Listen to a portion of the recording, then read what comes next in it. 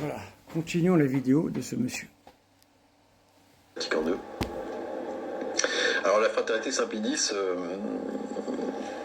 elle a une vision un peu pragmatique de la chose. Elle constate. Alors, vous avez vu que la fraternité Saint-Pédis, en fin de compte, c'est un observateur extérieur. C'est-à-dire, il parle ici et se positionne comme la Suisse. Ils sont neutres. Voilà. Hein. Alors, ils ont un positionnement qu'ils disent, eux, catholiques. Moi, je ne sais pas ce que c'est qu'un catholique qui refuse le magistère de l'Église. Je ne comprends pas ce que ça veut dire. Il faut qu'il m'explique.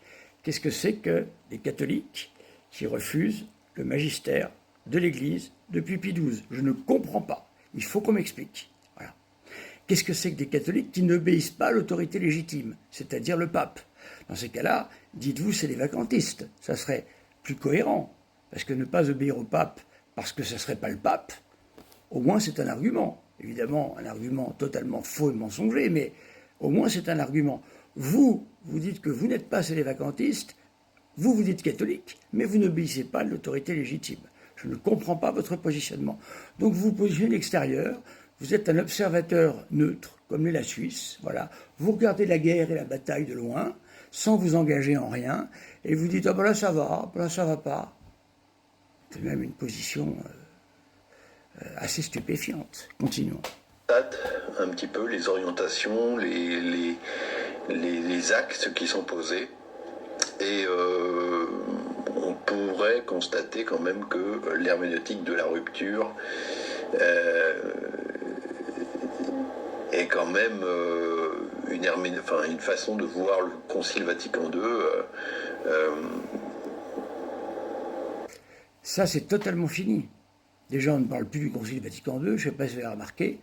Moi, quand je suis rentré au séminaire, on parlait tout le temps du Concile Vatican II. Des gens qui ne l'avaient pas lu, sans arrêt. Le Concile Vatican II, le Concile Vatican II. Quand je cherchais dans le Concile Vatican II ce qu'il disait, ça n'y était pas. Voilà. Mais ça, c'est fini, cette époque. C'est terminé. Nous ne sommes plus... Je sais que vous avez gardé la chambre de Monseigneur Lefebvre telle qu'elle était à l'heure de sa mort. Enfin, mais Monseigneur Lefebvre, c'est quoi? C'est Staline, c'est Lénine, quel est ce personnage qui nous fait comprendre que le temps s'est arrêté au moment où ce monsieur est mort, cet évêque est mort? Je ne comprends pas. Voilà. Donc, non, tout ça ne va pas. Continuons. Comme étant une rupture par rapport à la doctrine de l'Église depuis sa fondation. Mais est-ce que vous faites exprès de ne pas comprendre? L'herméneutique de la continuité, c'est la position actuelle de l'Église avec Benoît XVI. Voilà. L'herméneutique de la rupture, c'est la position d'un certain personnel qui aujourd'hui a un âge si avancé qu'il n'est même plus pris en compte. Si vous regardez quelle est la jeunesse qui vient dans nos églises, moi je vois les églises pleines chez nous, c'est la même jeunesse qui va au pèlerinage de chrétienté. Voilà, 19 000 inscrits. Vous en parlez de ça, monsieur Christus Vincit? Ou vous restez Hans Kuhn que plus personne ne connaît, sinon des vieux comme moi? C'est n'importe quoi. Donc, je pense que le débat est encore ouvert. Définitivement. Toutes les vidéos que je vois sur la fraternité Saint-Pédis, qui l'accusent de tous les maux, sont pour moi injustifiées parce que il faudrait quand même déjà balayer devant sa porte avant d'accuser la fraternité Saint-Pédis. Alors, déjà, qu'est-ce que la fraternité Saint-Pédis? Ce n'est ni une communauté reconnue par l'Église. Qu'est-ce que c'est? Qu'est-ce que c'est que cette chose? Hein? C'est une chose, c'est un bidule, c'est un machin digne d'institutions internationales, supranationales, dont on ne sait pas vraiment le rôle. Voilà. Où commence, où s'arrête l'autorité de la fraternité Saint-Pédis? Moi, ce que je dis, je m'appuie simplement sur ce que dit la congrégation pour la doctrine de la foi. Voilà, vous êtes excommunié, vous êtes en état de schisme. En 2007, Monseigneur Feller a voulu rentrer dans l'Église. Voilà, il a fait une démarche. Le pape Benoît XVI a tout accordé. Je rappelle que vous avez eu le statut que personne n'a, à part de structure, c'est-à-dire prélature personnelle, dépendant uniquement du pape. Et combien le pape François vous a fait de bien, hein, parce que vous êtes des ingrats, vous oubliez de le dire, ça. On peut ne pas aimer le pape François, mais vous, il vous a tout donné. Ensuite, discussion sur Vatican II, vous l'avez eu. Libéralisation de la messe Saint-Pie V, vous l'avez eu. Mais après, vous vous rendez compte que ça vous faisait une concurrence extraordinaire. Vous avez tout fait pour dire que le motu proprio, ça n'allait pas. Parce que vous vous donnez un droit, je ne sais d'où, de vous accaparer la messe Saint-Pie V qui vous appartient, comme un unique conservatoire. Puisqu'il est dit, je peux prouver, puisque j'ai des textes en interne, qui disent que les fidèles ne doivent pas aller à des messes Saint-Pie V célébrées par Ecclesia Dei, c'est-à-dire par des institutions catholiques qui disent que la messe Saint-Pie V, ils ne peuvent pas y aller.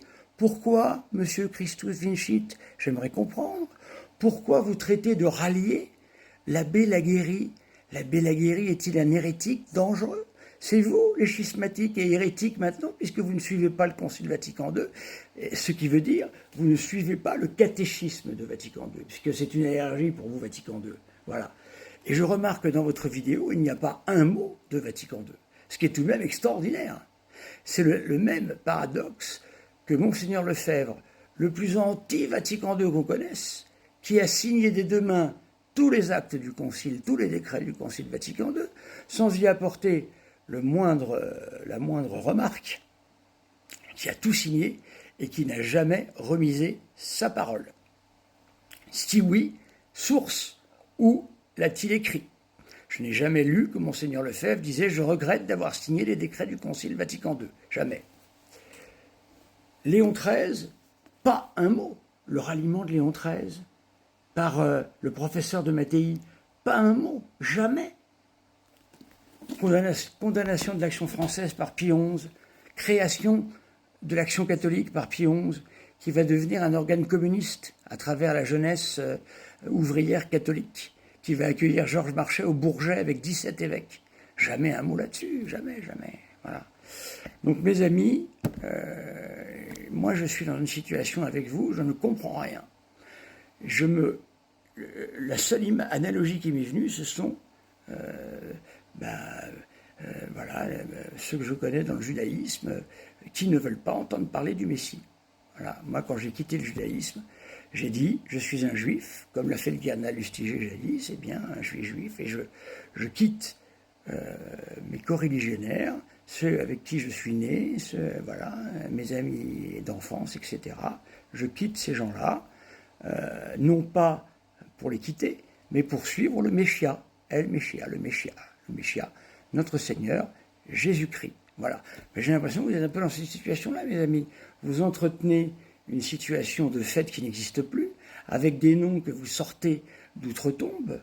Leonardo Boff, qui eût cru que j'entendrais ça dans une vidéo aujourd'hui? Voilà. Au lieu de venir aider à la tâche qui est tellement importante dans l'Église aujourd'hui, il nous faut relever l'Église, mes amis, comme l'a fait jadis Saint François d'Assise. Saint François d'Assise, à l'époque où l'Église a subi une de ses multiples crises, eh bien notre Seigneur lui a dit « François, viens relever l'Église ». Il ne lui a pas dit « Mets-toi à l'extérieur de l'Église, voilà, fais un schisme, ordonne des évêques, ordonne des prêtres, et là tu pourras allègrement critiquer l'Église ». Non, l'Église c'est notre mère, monsieur Christus Vincit. On n'en a qu'une et on la défend. Est-ce que vous êtes l'avocat de notre mère ou est-ce que vous en êtes le procureur? Voilà. J'ai l'impression d'entendre Adrien Abosi, qui est célévacantiste. Voilà. Donc j'aimerais avoir des réponses, monsieur Christus Vincit, sur mes vidéos. J'ai pris du temps pour vous répondre. J'ai fait des vidéos sur la messe, la nouvelle messe. Je n'entends rien là-dessus, ce qui me paraît tout de même stupéfiant, puisque vous parlez de vidéos sur la fraternité Saint-Pie X. La fraternité Saint-Pie X, ce n'est rien du tout en soi. Qu'est-ce que c'est? Donnez-moi la définition. Merci mes amis.